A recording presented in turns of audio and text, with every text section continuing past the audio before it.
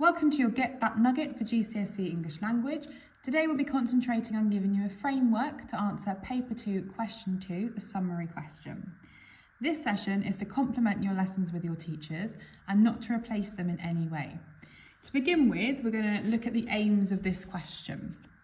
So our examiner is looking at us to be able to identify and interpret explicit and implicit information and ideas, and then to be able to select and synthesize evidence from different texts. So our main aim is that we have to read the text, get some information from that text, and then be able to summarize those into an answer.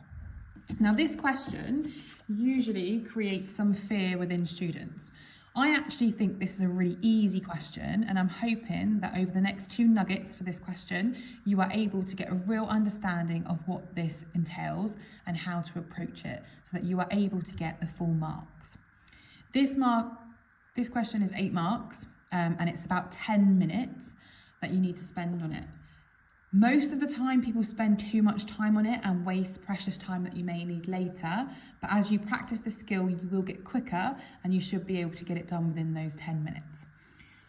Firstly, let's have a look at the question and what they should look like. So for the purposes of this nugget, we're going to be using the Discoveries paper, which is available for you to download should you wish to look at it. And I would recommend that you have it in front of you if possible so that you can go through as we go through.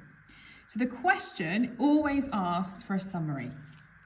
It will always tell you to look at both sources. Now, this is different from paper 1 because obviously this paper you do have 2 sources, so your reading time is already increased. Don't let that panic you, that's fine. There are ways that we are going to go through throughout the nuggets of this paper to ensure that you have enough time to answer what you need to do. We know it's both sources, that never changes, that's always exactly the same for every question 2 on paper 2. It always asks you to write a summary, but what does change is the focus of that question. And for the purposes of our question, it's about the writer's reactions to their discovery. So what we then need to do, once we've understood the question and what we're looking for, is we need to get our first source. Now, the way that you approach this is as you're reading, you need to take your highlighter and highlight anything to do with their reactions to their discovery, or whatever the question focus is for your paper. Once you've read through and highlighted, I recommend that you make a note at the bottom of this source, just a sentence or 2 to summarise what the source is about. That way, when you go on to source B and do exactly the same process again, you read through, highlight anything to do with the question focus, reaction to discovery in this case. Again, you're going to make a note at the bottom, 1 or 2 sentences, just as a quick summary of what the extract's about. Think of it like you are reading something and then someone asks you, oh, what's that extract about? And you could tell them in a sentence or 2. It is just something to remind you. The idea being that by the time you get to the end of source B, you may have forgotten what source A was about, but if you've given yourself a sentence or 2, that's going to remind you, and then you can take that and put that in your answer, which I will show you how to do in the next nugget. If we just go back to source A, just for the purposes of the skill that I want to show you. So as I said, when you have the question straight in your mind, what you need to do is you need to highlight anything that could link to that question. So you're going to take a line at a time and you're going to highlight anything that you could possibly find. So if we take the first 2 lines, while going one down shore near Wollaston Island, we pulled alongside a canoe with 6 Fijians. These were the most miserable creatures I had ever seen. So I have found something that shows a reaction to their discovery. This is where people get a little bit confused because it doesn't say how he reacted to his discovery. We actually have to make some sort of inference. This is why I like to call this the inference question, because you're going to summarise anyway, but you actually have to make inferences from what you found. It doesn't say here he felt angry or he felt disgusted. What it does say is that he has the most miserable creatures I'd ever seen. Well, that tells me that he's actually disgusted by what he saw. That's my inference. I know that's how he feels.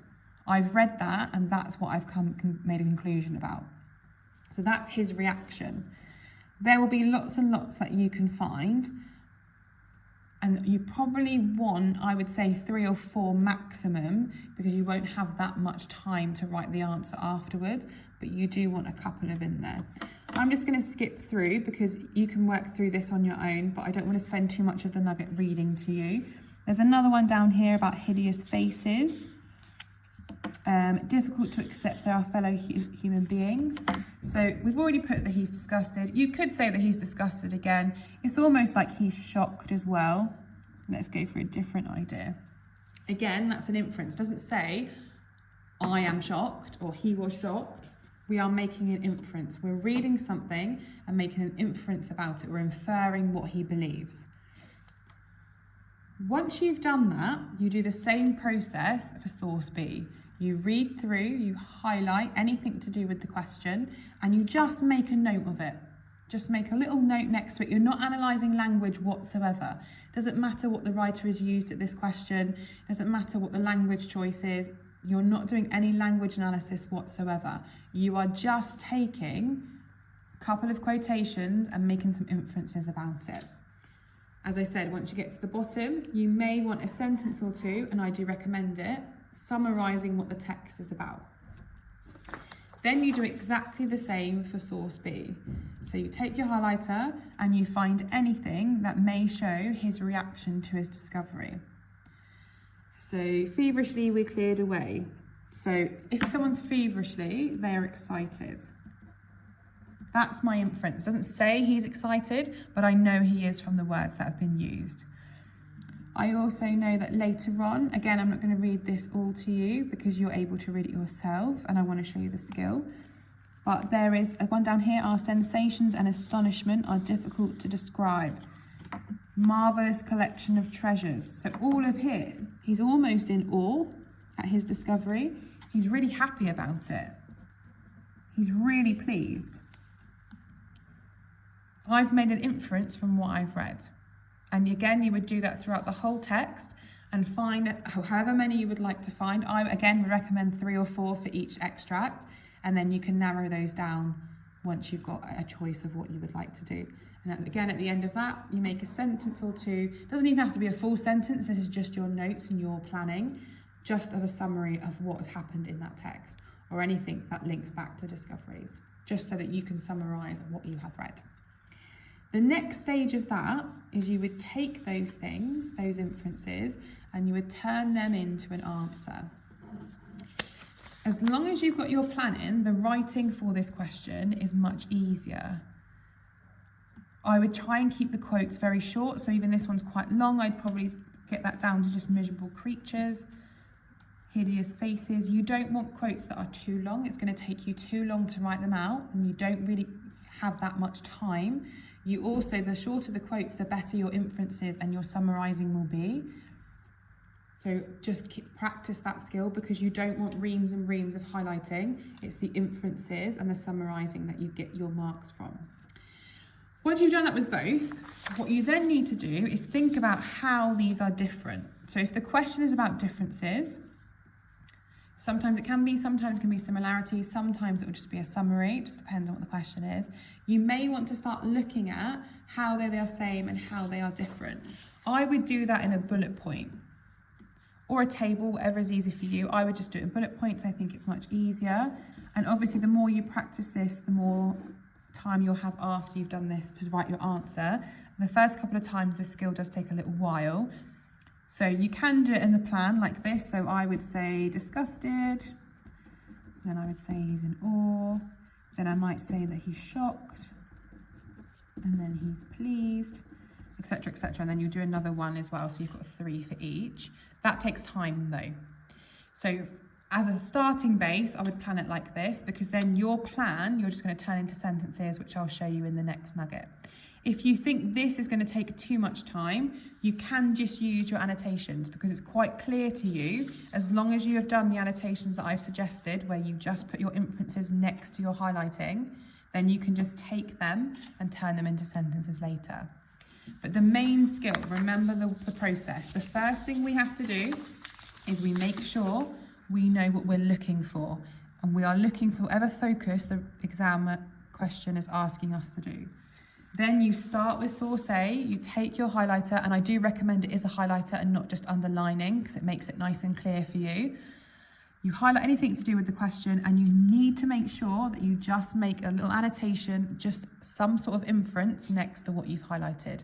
I promise you it's going to make your writing much easier when you come to it. Line or two at the bottom just to summarise what the text is about. And then you do exactly the same process for source B. This question does require quite a lot of prep, quite a lot of planning, but the more planning you do, the better your answer is going to be, and actually the quicker you're going to write that answer anyway. These are really important, and they'll also help you later should the question be similar for question 4. I'm going to leave you with a question to practice. So there is a paper online for you to download. This question is very similar to, this paper is very similar to the Discoveries paper. Have a look at the question. Again, it will ask you to refer to both sources. It will give you a focus to look at, and then this time it's looking for differences. So same process again, read the question, take out the key focus, read source A, highlight everything in there that could do with the question, annotate those inferences, and then source B, do exactly the same again. If you give that to your teacher to mark, they'd be really pleased to have a look at that for you.